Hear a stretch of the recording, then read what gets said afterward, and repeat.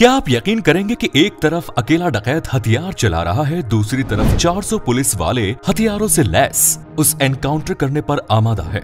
इसके बावजूद ये लड़ाई पूरे 52 घंटे तक चलती है, यानी कि लगभग 2 दिनों से ज्यादा। उस डाकू को पकड़ने के लिए पुलिस ने पूरे गांव को घेर लिया और गांव में आग लगा दी। इसके बावजूद वो अकेला पुलिस का मुकाबला करता रहा।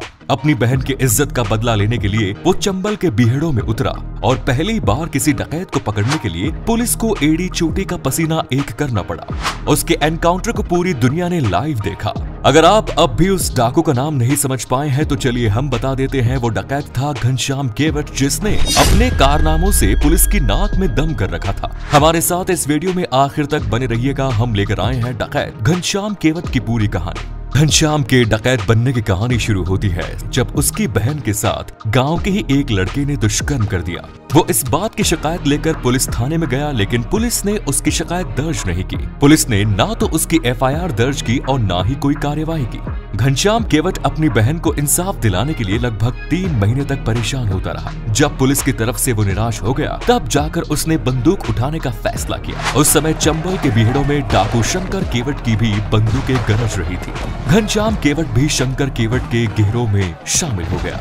शंकर केवट उस समय का बड़ा ही कुख्यात और माना हुआ डकैत हुआ करता था। कुछ समय तक तो सब शांत रहा, लेकिन इसके बाद घनश्याम केवट ने अपनी बहन के बलात्कारी की गोली मारकर हत्या कर दी और अपना बदला ले लिया। साल 2005 में शंकर केवट इस दुनिया को छोड़कर चला गया और उसके गैंग का सरगना घनश्याम केवट बन गया। घनश्याम केवट के सरदार बनते ही गैंग ने बड़ी ही सक्रियता दिखाते हुए अपराध करना शुरू कर दिया। हत्या, लूट, डकैती, फिरौती जैसी घटनाओं की संख्या काफी बढ़ गई। देखते ही देखते घनश्याम केवट की गैंग के कारनामों की वजह से पुलिस और प्रशासन की नाक में दम होने लगा और उत्तर प्रदेश की पुलिस पर इस बात का दबाव बनने लगा कि किसी भी तरीके से घनश्याम केवट को न्यूट्रलाइज किया जाए। घनश्याम केवट की अपराधियों की गिनती इतनी ज्यादा बढ़ चुकी थी कि पुलिस ने उसके सिर पर हजारों रुपए का इनाम घोषित कर रखा था। 16 जून साल 2009 पुलिस को चित्रकूट के राजापुर थाने के अंतर्गत आने वाले जमोली गांव में घनश्याम केवट की लोकेशन का पता चला। चित्रकूट जिले का ये काफी पिछड़ा इलाका था।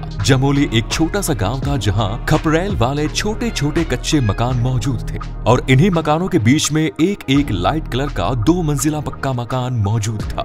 सुबह के 11 बज रहे थे। गांव में अचानक पुलिस की गाड़ियों के सायरन सुनाई देने लगे। पुलिस की गाड़ियां सायरन बजाती हुई गांव में दाखिल होने लगी। अचानक गांव में जब ढेर सारी पुलिस की गाड़ियां बेधड़क गलियों में घुसने लगी तो गांव वाले भी हैरान थे।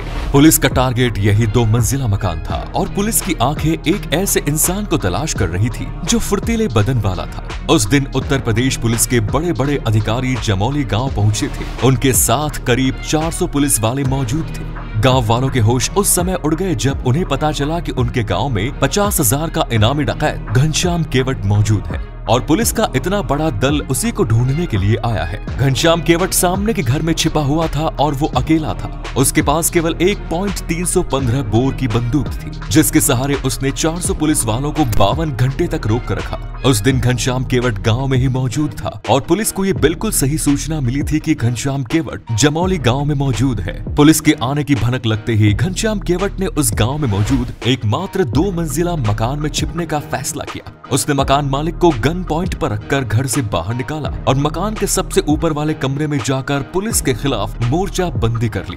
वो मकान ऐसी पोजीशन में था जहां मकान के ऊपरी कमरे पर बैठकर वो गांव में चारों तरफ नजर रख सकता था। पुलिस ने गांव में कदम रखते ही पूरे के पूरे मकान को घेर लिया और घनश्याम केवट को सरेंडर करने के लिए चेतावनी दी। घनश्याम केवट ने पुलिस की चेतावनी का कोई जवाब नहीं दिया। लगभग 2 घंटे तक सन्नाटा छाया रहा। फाइनली घनश्याम केवट को इस बात का एहसास हो गया कि आज पुलिस की उससे मुठभेड़ तो तय है। उसका किसी भी तरीके से भागने का कोई प्लान सफल नहीं होने वाला। पुलिस या तो उसे पकड़ लेगी या फिर गोली मार देगी। पुलिस के इरादे को समझते हुए पहला फायर घनश्याम केवट ने पुलिस की तरफ किया। इसके बाद पुलिस की तरफ से भी फायर खुल गया और दोनों तरफ से दनादन गोलियां चलने लगी। समय बीतता गया। पुलिस एक अकेले डाकू को न्यूट्रलाइज नहीं कर पा रही थी। दोनों तरफ से फायर चल रहे थे और समय बीतता चला जा रहा था। पुलिस की घनश्याम केवट के साथ मुठभेड़ लंबी खिंचती जा रही थी। पहले तो पुलिस उसे पकड़ने के लिए केवल कुछ थानों की फोर्स लेकर पहुंची थी, लेकिन जब मुठभेड़ लंबी खींचने लगी तो इस सिचुएशन में दूसरे दिन चित्रकूट के साथ साथ कौशाम्बी, हमीरपुर और बांदा जिलों से भी पुलिस की अतिरिक्त फोर्स बुला ली गई। इतना ही नहीं, स्पेशल टास्क फोर्स को भी इस काम में एंगेज कर लिया गया। घनश्याम केवट किसी भी सूरत में हथियार डालने के मूड में नहीं लग रहा था। वो गांव के एकमात्र पक्के घर के सबसे ऊपरी कमरे में पोजीशन लेकर एक ऐसी जगह पर बैठा जहां से गांव का हर कोना वो आसानी से देख सकता था। वो रुक रुक कर पुलिस वालों पर गोलियां बरसा रहा था, लेकिन इसके बावजूद भी पुलिस को कोई सफलता नहीं मिलती नजर आ रही थी। पुलिस बैकफुट पर जाती नजर आ रही थी। फाइनली पुलिस ने गांव में आग लगाने का फैसला किया। पुलिस अपनी रणनीति पर चल रही थी। उसकी सोच के मुताबिक घनश्याम केवट जिस घर में मौजूद था, उस घर के अगल बगल के छप्पर वाले घरों में अगर वो आग लगा देगी तो इस आग लगने से घनश्याम केवट गर्मी से परेशान होगा और कमरे से बाहर आ जाएगा।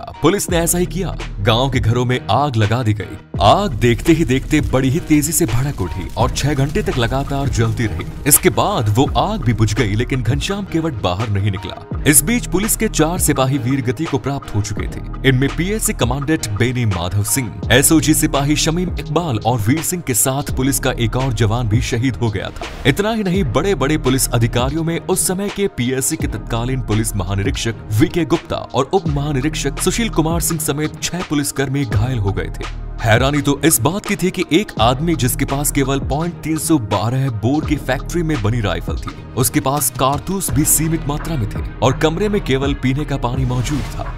केवल इतने से असलहे और सुविधा के सहारे घनश्याम केवट पूरी की पूरी पुलिस फोर्स पर भारी पड़ रहा था। इस मुठभेड़ का पूरे देश में लाइव टेलीकास्ट चल रहा था। ये घटना पूरे देश में देखी जा रही थी। देखते ही देखते पुलिस और डाकू घनश्याम केवट के बीच की मुठभेड़ पूरे देश में चर्चा का विषय बन गई। उस समय के ADG Brijlal, IG zone Allahabad Surya Kumar Shukla दोनों ही मुठभेड़ वाली जगह पर पहुंच गए थे। पुलिस प्रशासन की हालत फंसने वाली हो गई थी। पुलिस के इस हालत की जानकारी उत्तर प्रदेश की राजधानी लखनऊ तक भी पहुंचा दी गई, जहां तत्कालीन डीजीपी विक्रम सिंह फोन के जरिए लगातार ग्राउंड पर मौजूद स्टाफ को डायरेक्शन दे रहे थे और उनसे हर एक पल की अपडेट ले रहे थे। अपनी बहन की इज्जत का बदला लेने के लिए घनश्याम केवट ने बंदूक उठाई थी और आज घनश्याम की जिंदगी की शाम होने वाली थी, क्योंकि इस मुठभेड़ का अंतिम समय आ गया था। इसके पीछे कारण था घनश्याम के पास मौजूद गोलियां। उसके पास बहुत कम गोलियां बची थी। 16 जून से शुरू हुई ये मुठभेड़ 19 जून तक पहुंच गई। दिन ढलने के वक्त घनश्याम केवट ने फाइनली उस घर से निकलकर भाग जाने की योजना बनाई।